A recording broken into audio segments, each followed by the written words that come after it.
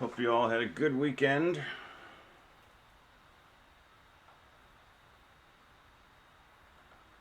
I'm mostly finished moving, which is miraculous.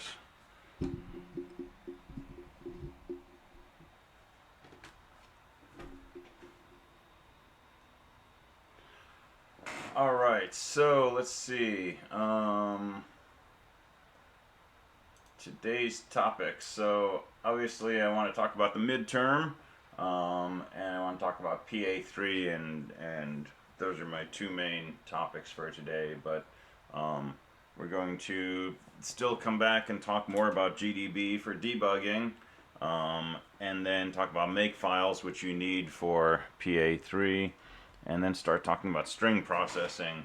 A little bit of which you'll need for PA3, but which you'll mostly need for, I think, the 5th programming assignment. And then we're going to segue into more Unix stuff later on in this week. But let me start off by talking about the midterm. And let me make some general comments first, some of which I posted in Canvas, and then let me go through the problems and talk about solutions for those. So so general comments on the midterm. So exams are kind of tricky to begin with, right? Because they're timed, and they have the word test around them, and test introduces anxiety sometimes, and so on, and so there's all of the realities of taking a test at all. There's also the fact that we're in a programming course, and I'm asking you to write code on paper, right?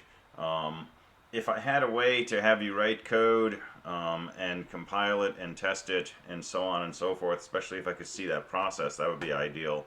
But we don't have a practical way to do that. So you write code on paper, right? And it's a little goofy. It's like taking a cooking class and the final recipe is to write a recipe by hand. Doesn't necessarily match. So I understand, and you should understand, that there's some potential mismatch between what you can do on an exam like the midterm and what you can do in front of a editor with a compiler. So that's one comment. Next comment is, don't panic too much about the midterm grade. Okay, the grades tended to be on the low side. In some cases, right, probably a lot lower than what you were hoping or what you thought you would get. If you feel like you scored low, right, don't ignore it, right? Because if you don't change what you're doing, that will probably be similar to what happens on the final, and that would be a problem, because between the midterm and the final, that's almost half your grade. But if you scored lower than you thought you would or should, take that as an opportunity to sort of make some adjustments, right? That you can change. For example, how you work on the programming assignments, right? I've seen cases where students are getting hundreds on the ODPs, but weren't able to do similar things on the midterm. And that suggests a few things, right? One, that you may be doing a little bit more trial and error than would be ideal on the ODPs, right? Write something, it doesn't work, change it, it doesn't work, change it, it works a little better, keep changing it, right? And that will get you, your 10 out of 10, but your goal with the ODPs is to understand the concept. So if you're trying to use fgets and scanf on an ODP, you want to come away from that assignment with a really solid understanding of like why fgets and scanf work this way, and why everything that you try that didn't work, why it didn't work, right? And you don't have to stop with the ODP. If you're unsure, why scanf does this thing, right? Write some test code and practice it. And the ODPs can kind of give you an idea of here's something that you should have gotten from the course up to this point that you should understand to move on tomorrow. But write your own test cases, do your own experiments. What happens if my input is longer than the length of the array that I give FGETs? What if I tell FGETs that my array has 100 spaces in it, my array only has 5 spaces in it? What will happen, right? What does FGETs return if I just hit an enter key, right? Make experiments, ask yourself questions, write some code to find the answers. Rule of thumb for college courses, uh, minimum expectation. Now, this is not practical for most of us, but minimum expectation for a college class, for every hour you spend in class, 4 to 6 hours outside of class, right? That's the ideal. We obviously can't do that, especially if you're taking multiple classes. Even if you had nothing else in your life except college, that's really hard to do. But the courses that are the ones that you're most concerned with learning as opposed to getting by, right? You should expect to spend at least a few hours outside of class for every hour you spend in class. And I know that's not where we are. A lot of people are working jobs, sometimes working 2 jobs, taking care of families, plus we've got to take care of ourselves and so on. But if you're working on something and it feels like I really need to spend an extra hour on this, that might be exactly what you need to do. So keep that in mind. Um, and strategize with your time, obviously, right? I know people are already good at doing this because most people are juggling so many things.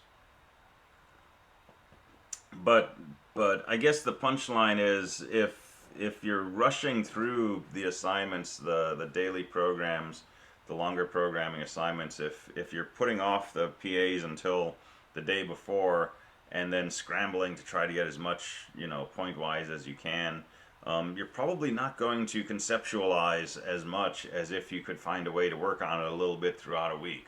Um, so something to keep in mind.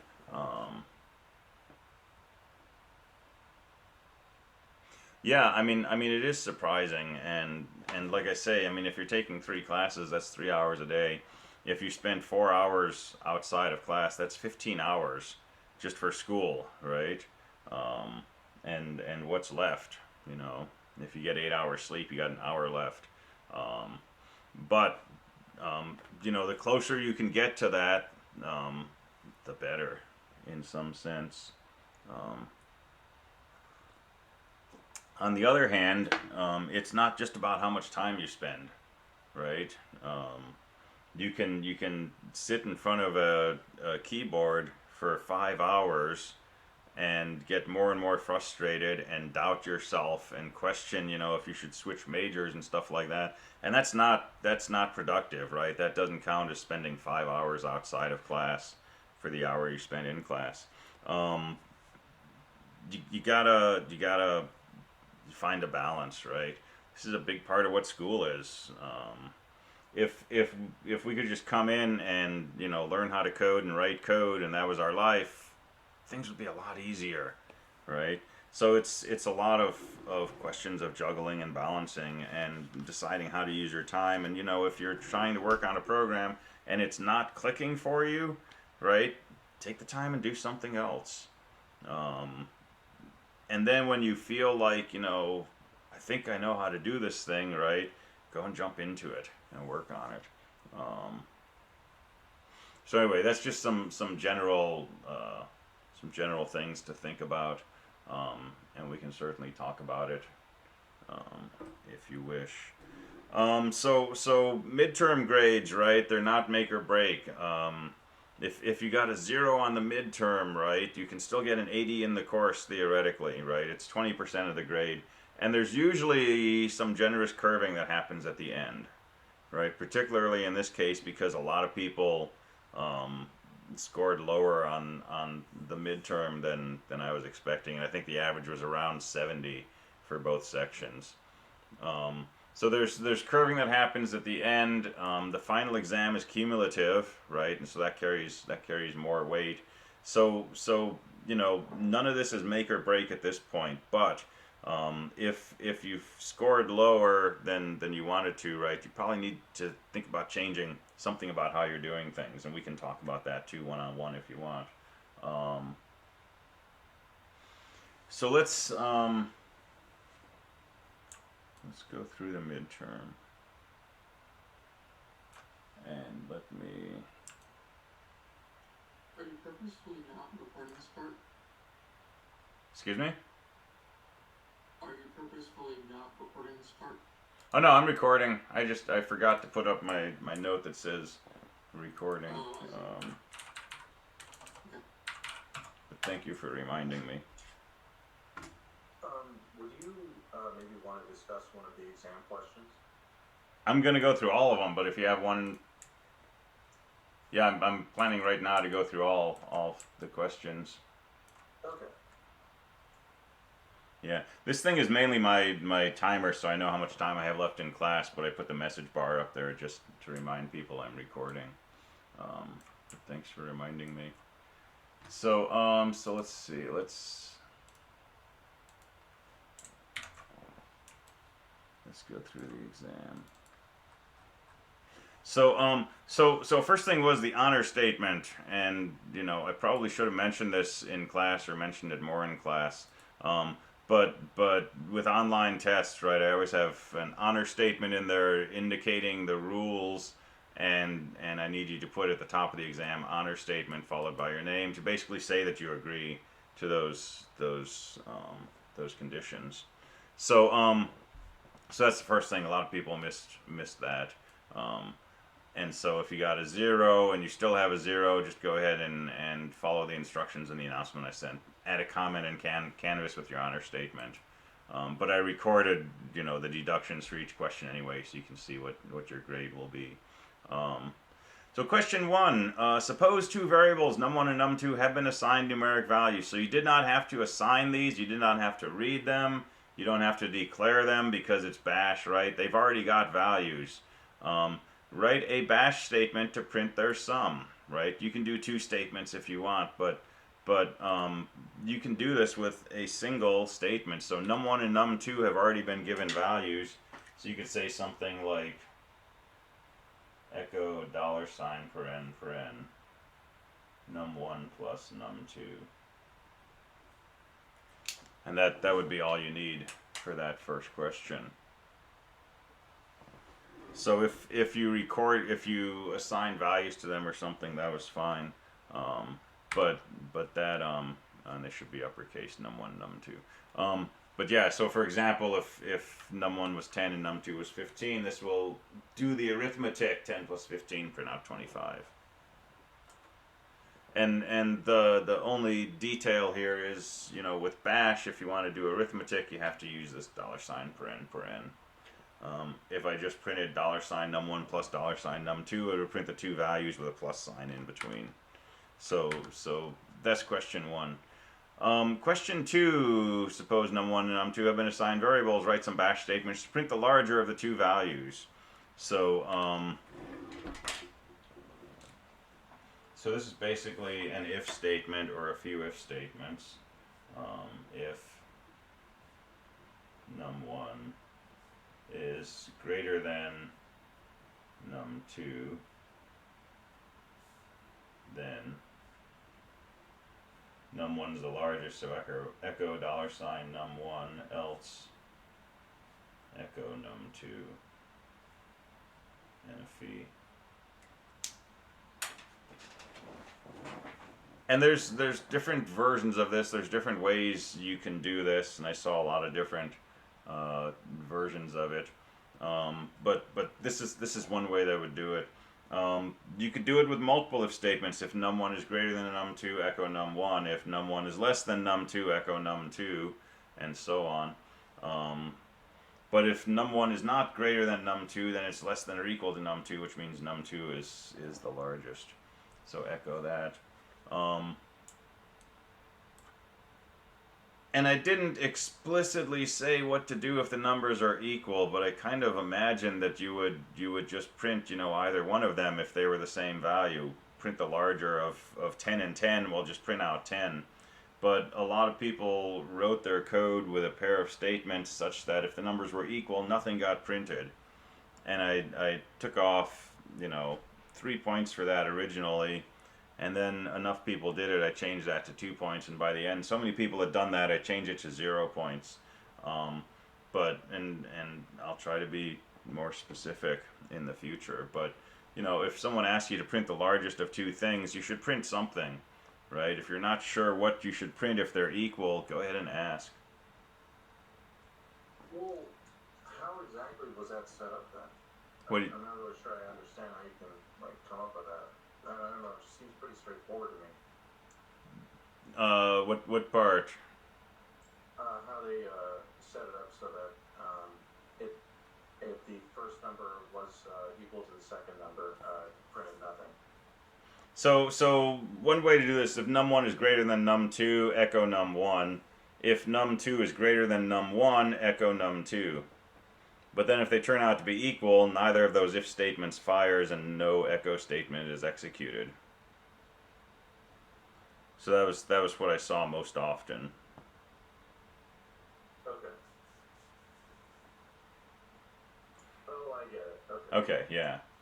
And that's something that I would like to, have understood if somebody who did that really knew that they were missing a case where they were equal, or if it was just an oversight.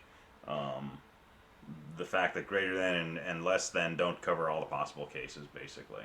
So I was hoping to catch that. So what happened on number 2?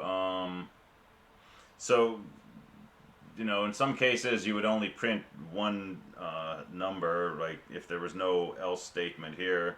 This will print num1 if it's the greatest, but it won't print anything if num1 is not bigger than num2. In some cases there was no else here, there was just an echo num2. So if num1 is bigger, it prints num1 followed by num2. If num1 is smaller, then it just prints num2. So that's not quite what we're after. Most people, did the double bracket. That's good. That's the only way you're allowed to write if statements in Bash for the next 6 weeks. And I didn't take off for spacing because people seem to have lots of trouble with spacing things. But obviously if you do this in Bash, you need spaces there and spaces there and there and there and so on. Some people tried to use print, which isn't really a thing.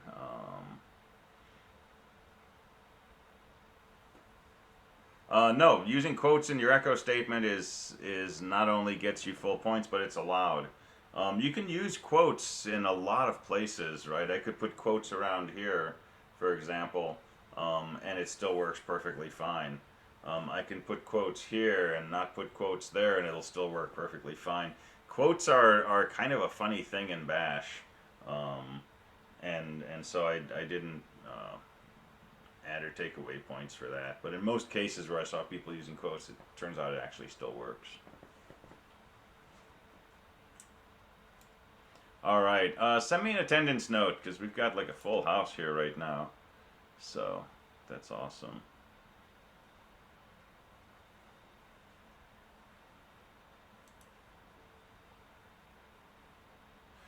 All right, so let's go on to question 3. So question 3, we're doing a whole Bash script. So kind of a main program in Bash. Write a complete Bash script that repeatedly does the following.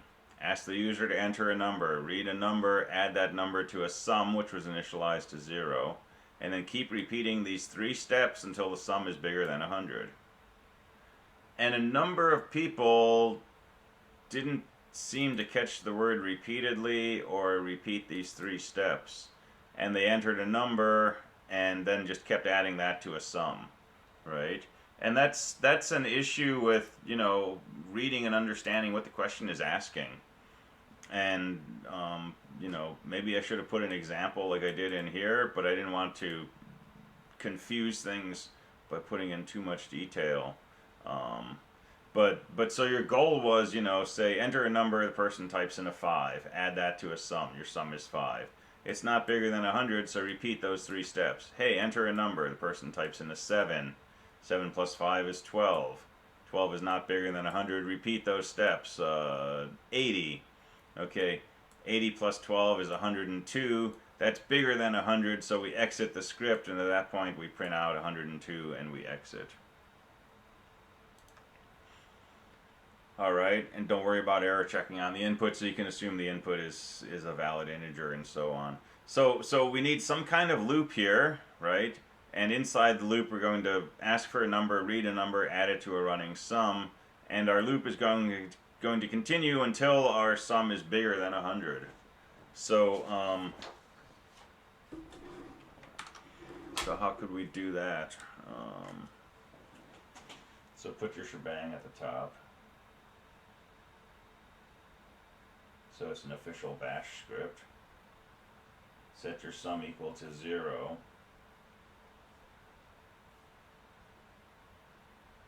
And while $sum is less than or equal to 100, because you want to exit when it's bigger than 100. So if it's less than or equal to 100, you want to continue. Do echo, enter a number, read a number,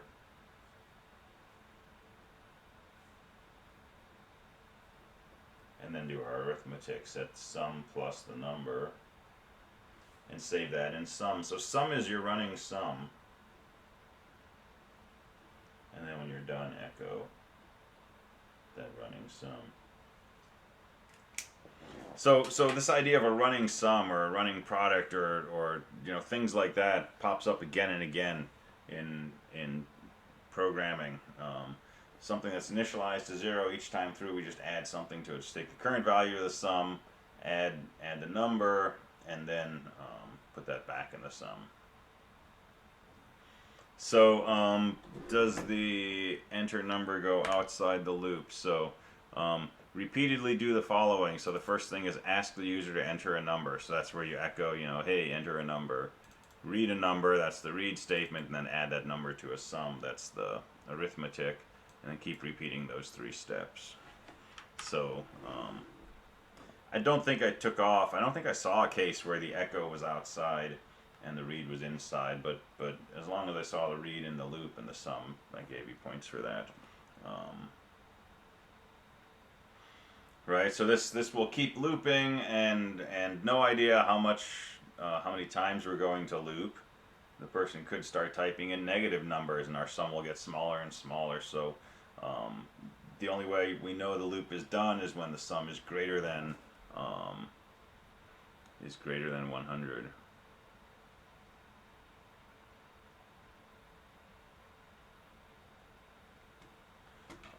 And let me see.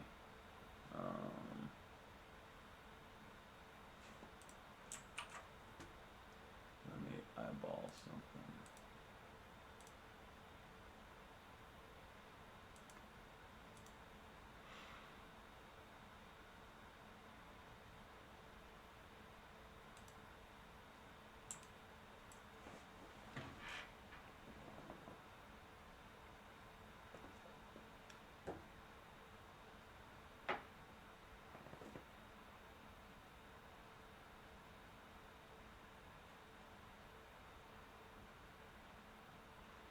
So,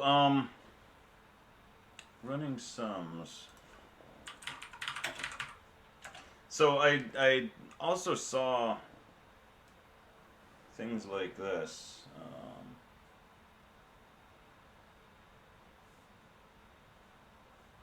So do some stuff, read a number.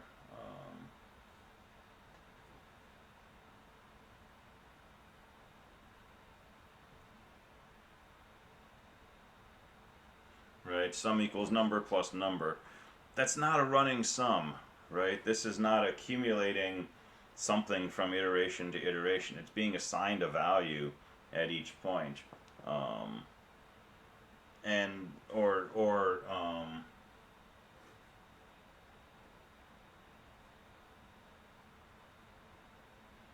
If you initialize a sum to 0, but you do something like total equals sum plus num, that's not a running sum either.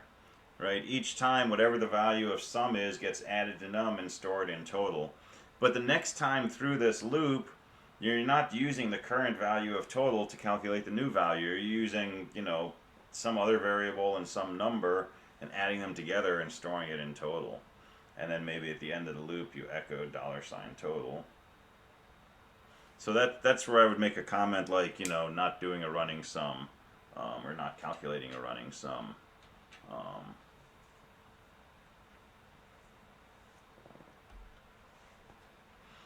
All right, and that's, like I say, that's a general concept that comes in a lot in programming, and it's really useful, and it's a variation on this, which is a weird concept the first time you encounter it, because mathematically, x is never equal to x plus 1, but it's a read, modify, write.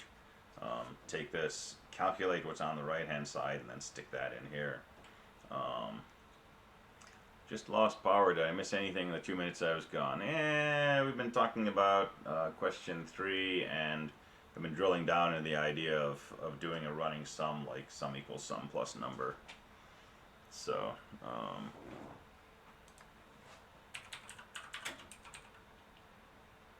here, I'll put a tag in the video that says power loss, so you can find that tag and go back 2 minutes. And maybe an attendance call, that's true. All right, let's see, something else I wanted to say about this. Oh, just one other thing that I've seen. I've only seen it a few times in this class, but I see it in other classes, where someone wants to do something like this, but instead they say total equals sum plus num, and then sum equals total. And this is legal, but it's unnecessary, right? If all we're trying to do is set sum equal to sum plus num, you can just say sum equals sum plus num. You don't need to store this in the temporary and then put that temporary in the sum, right? You're allowed to do something like this, even though it looks weird from a algebraic perspective.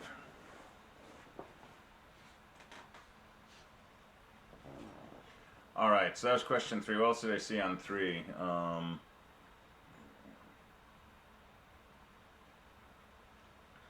Yeah, that's weird that there's like been 2 power failures. So you got to use the $paren to do arithmetic. Need the double brackets for while loops. Definitely needed to print the answer at the end. Did not want to print the answer inside here. You're not supposed to print out the sum as you're moving, but print it out at the end. And yeah, I think that was about it. All right, so then we go on to C. Let's see, why does bash script use commands like leg instead of simple operators?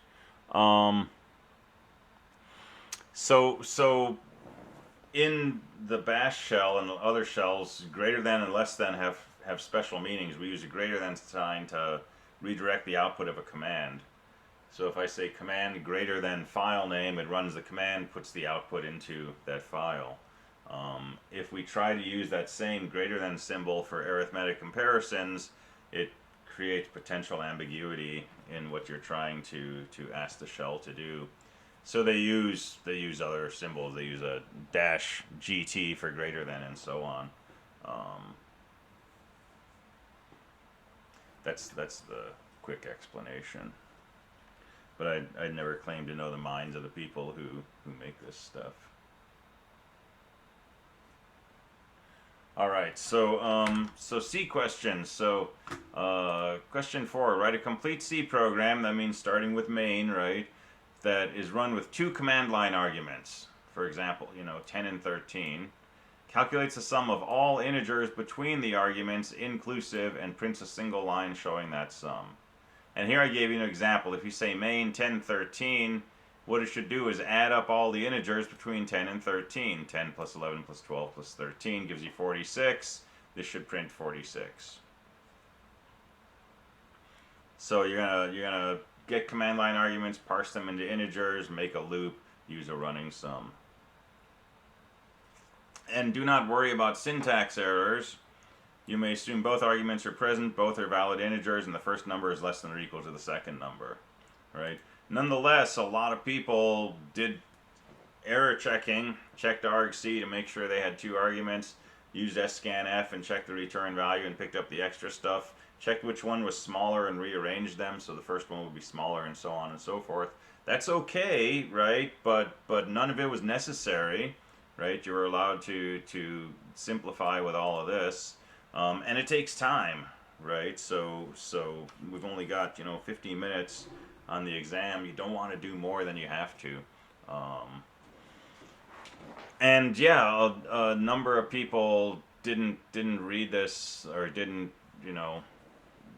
grok it completely, and so some people wrote a program that if you said main 1013 would print out 23, would just add them together. Some people interpreted this as something that would take a multiple number of command line arguments and add them all together. And those are all fine programs, but they're not what this is asking for. So we want to take two command line arguments, calculate the sum of all the integers between those, and print a single line showing the sum. And there's again tons of ways to do this, but let's look at one example. So I don't need to return anything because we're just printing. So we'll do our main. We do need arguments, so I'm going to do my integer argc, my char star star argv. And I'm going to have two numbers, n1 and n2, and these are going to come from the two command line arguments. So if you say main 1013, this is argv bracket 0, this is argv bracket 1, this is argv bracket 2. And a lot of people switch to using A to I, since I said you didn't have to worry about errors, and that's fine, but you can also use scanf. So I'm going to use scanf. So I'm just going to say, scanf argv bracket 1 %d ampersand n1, right? And this goes against everything that I've been screaming about error checking, right? Except that for the sake of time I said you don't have to do error checking. Normally we would want to make sure that argc was correct, that argc was equal to 3 or at least 2 before we do this. We'd want to check the return value and make sure it was equal to 1 so we know we had an integer, and we'd want to do a %s and an extra to make sure there's nothing at the end if we were doing full error checking. But we're not. This is a quick and dirty. So we can just use string scanf, scan the corresponding argument, give it a format of %d for an integer, save it into the value. And now we need to calculate the sum of all the integers between n1 and n2 inclusive. So same thing, make a running sum. Everybody, I think almost everybody initialized their sums in this exam, which was really, really good, because that's a hard one to convince people to do sometimes. So I'll have a running sum, and a for loop works really well if you know how many times you want to do something. So let's just go for our integer I equals n1, I is less than or equal to n2, I plus plus, and you can say sum equals sum plus I, and then print out your sum.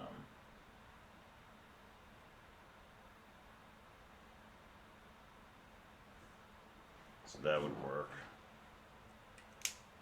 But you can do it with while loops, you can do all kinds of things. And I saw a lot of really creative solutions to this, and I don't know if that's good or if that's sub-ideal. If you think of this in a different way and you can code that efficiently, that's great. But for example, I saw a lot of solutions where sum was initialized to n2, and then there was a while loop that stopped when I was equal to n1. And so they sort of added the last number first, and then went through and looped from n1 up to n2 minus 1, or where sum was set to n1 plus n2 to begin with, and then they looped between n1 and n2 but ignored those two endpoints. Things like that. I knew that a for loop was better, but I was like in crunch time on the test, and so the other way just, I don't know, it was what clicked in my brain, so I just did that instead. Yeah. And I mean, a while will work great. One way to do this with a while, if you don't mind changing n1, for example, would be while n1 is less than or equal to n2, sum equals sum plus n1 equals n1 plus 1. Right, that certainly works. And so we start with the initial value of n1, and add that to your sum and keep incrementing it, and when it gets up to n2 we add that, and then we exit the loop.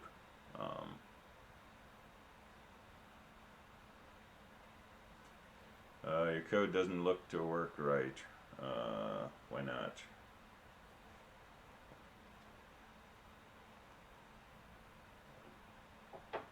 Do you doubt Nick's skill? Oh no, I make mistakes all the time. I just wondered where it was, so that I could correct it. So the left code. Yeah, if you see an issue in there, shout it out.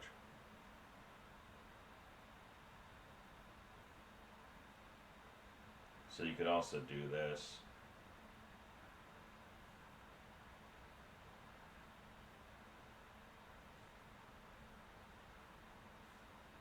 Right, you could have an I equal to n1, and then while I is less than or equal to n2, keep adding I.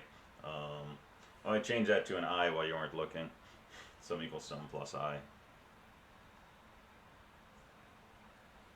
I'd like to mention that on number 2, I got marked down for not having a dollar signs on my arguments for my conditionals. Did you? Yeah, so like I just used num1 and num2, but I didn't put dollar signs in front of them, which you're supposed to do. Oh, for the echo statement you need them, yes. You can get away with it inside the if statement sometimes, although I've asked people to always use those dollar signs. But for the echo statement you definitely need that, because if you say echo num1, it'll just say num1. Oops. But definitely inside the dollar sign paren you can leave them off, and it appears that you can leave them off in inside an if condition also. But I try to put them in there pretty consistently.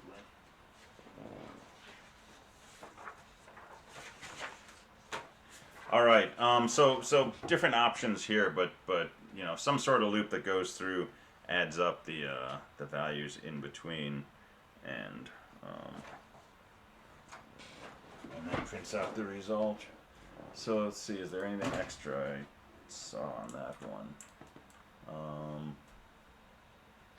You can, you know, if you're doing a while loop and you're doing something like I equals I plus 1, you can also do I plus plus. You could also do plus plus I.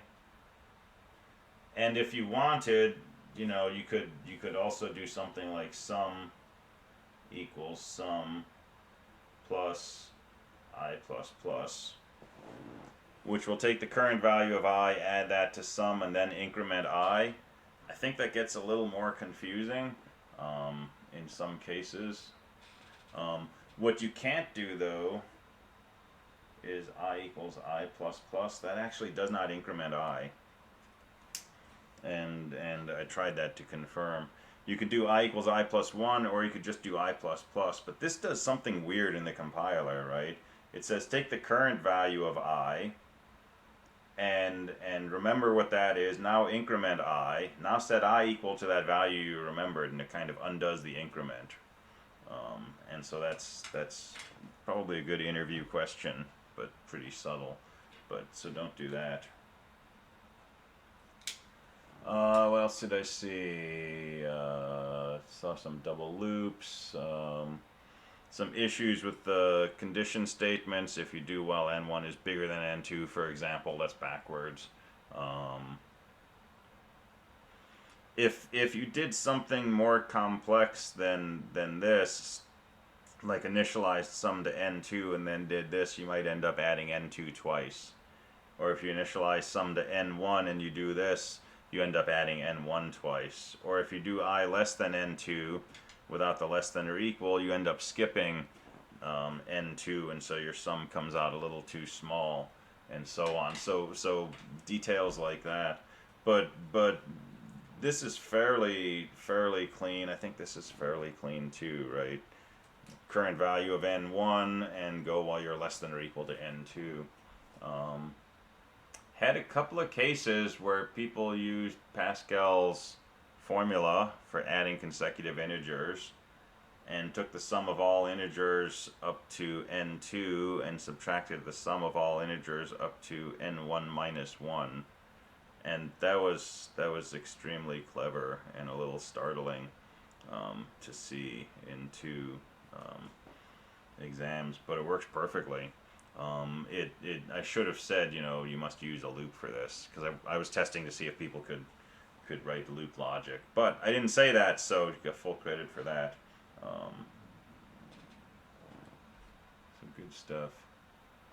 Let's see. I think that was it for question 4. And then question 5 was the other end. Yeah, that is cool. So there's a story. I think it was Gauss or someone who supposedly was in school, and the teacher was upset at the class, and so they said, take out paper and add up all the numbers from 1 to 100. And it was a way to sort of keep the students busy for a little while, right? And he immediately turned in 5,050. And the teacher asked him how, and he said, well, I added 1 and 100, 2 and 99, and so on. So that kind of thing, always good. Question 5. Write a C function named input with a prototype, integer input paren, that asks the user to enter a single integer and then does the error checking, returns minus 999 if it's not an integer, or returns the value of the integer that the user entered. And this caused a lot of confusion in a lot of cases. So the first thing is, right, you're making a function. It's not a main program. And it's not going to be a function named main. It's a function named input. And I've given you the function prototype here. It takes no arguments and it returns an integer. So whatever you write, your function has got to start like this. Integer input, no arguments, curly bracket. And your function's going to go inside that. And in some cases, people insisted on passing arguments to this function, either an integer or a string, or sometimes argc and argv. And it's a different function. If it's supposed to be declared with no arguments and you write a function that takes arguments, right, best case you're going to get a bunch of compiler warnings, worst case you're going to segfault. So the prototype is important, right? And there was no description in here of something that it should do with an argument, right? All it's supposed to do is ask the user to enter an integer and then return a value, either an error code or the value of the integer. And there's nothing in there that says, take the argument and do such and such. So even if you pass an argument, you shouldn't be doing anything with it, right? It's just extra, and it changes the function. And so yeah, this was similar to something you might have done in PA2. When you wanted the person to say how many sticks do you want to take, you could call a function, get user number of sticks to take. That would ask them to enter an integer and return either an error code or the number of sticks. So what can we do here? Printf.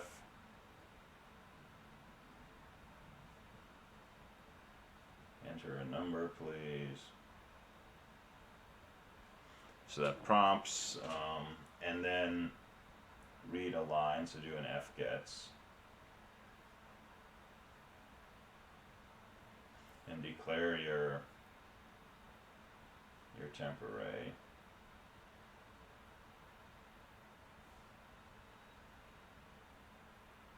And declare your variables. I don't know if I'll put them all here, but a num and a result, and an extra array. Because here we do care about error checking, so the usual drill, right? Result equals scanf temp look for an integer, look for extra stuff. Address, num, and then extra. All right, so this is prompting them, this is reading a line of input, this is interpreting that line, right? Ingest and parse. So scanf, we're saying take that line and interpret it as an integer, and if there's anything after the integer, throw that in extra.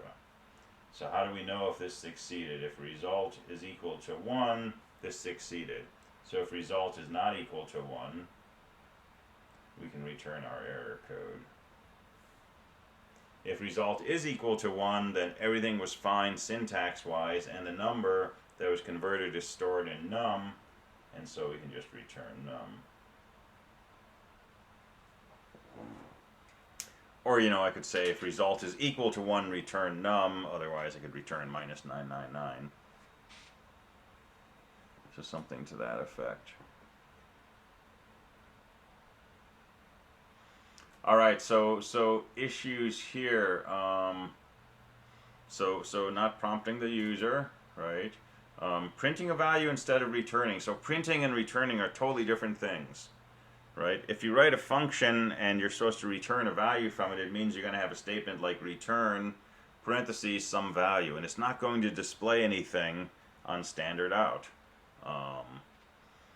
If you are supposed to print a value, right, then you're going to have like a printf statement, for example, and you may or may not have a return. Sometimes you might do both, but return a number, right, will say whoever calls this function, if they say blah equals input, then blah would get set equal to whatever that input value is.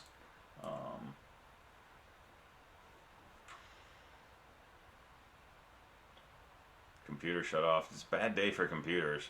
Yeah, no problem. Let's see. All right, other issues I saw: passing arguments to it, writing a main program instead of a function called input. Issues with the error checking, not picking up the extra stuff, not checking the result to make sure it's equal to 1 or different from 1. Things like that. Not declaring extra space for the extra array, right? That will certainly segfault when you run, and so things like that.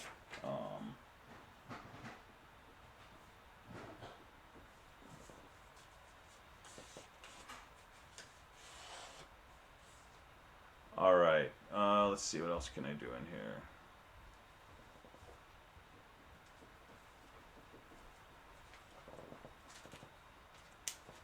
Alright, got a couple of comments from people for things on the exam. I'll take a look at those after class. So I think that was pretty much it. So other questions? We've only got like a minute left, so I'm not going to start in on PA3. But other questions on the exam or on Question on PA3. Yeah, go for it. So I haven't started PA3 yet, but I'm trying to figure out like what would be like how I would start a program with gathering arguments. So I'm looking at the assignment saying that if user just entered only one argument, then it's going to set the range between 0 and that argument. And I'm trying to figure out how I would do that. So when we run the game, right, remember we're always going to want to have a pair of variables, low and high. And these are the range in which we have to try to guess the user's number, right? So one thing you can do is you can initialize low to 0 and high to 100 in the beginning of your program, and then you can check argc. If argc is equal to 1, you want to play between 0 and 100. Okay. All right, if argc is equal to 2, then you want to read argv bracket 1 and use that to set your high value. Okay, that makes sense. And then if argc is equal to 3, then you're going to use argv bracket 1 to set your low value, and argv bracket 2 to set your high value. And so that's just can be a chunk in the very beginning of your code that looks at argc, processes these things, and when you're done with that section of code, what you've got is low and high set to whatever the user wants them to be.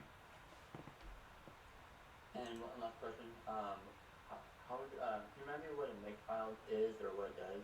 We're going to talk about makefiles hopefully tomorrow. It's basically a way to describe how to compile your source files into an executable. And we'll talk about makefiles, and we'll talk about .c files and .h files. .h files are where you put in things like function prototypes. .c files are where you put in your C code. Okay, so I'll worry about that till like tomorrow. Yeah, we'll hopefully get through that tomorrow. Okay. All right, and I don't think there is syntax for creating a range of integers in C. I mean, you have an integer; it can take any legal value, basically.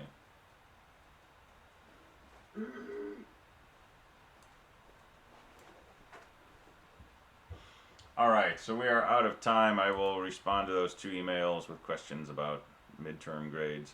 I don't need a final attendance ping. I'm just going with what we got so far. So have a good one. I will see you next time. Bye. All right.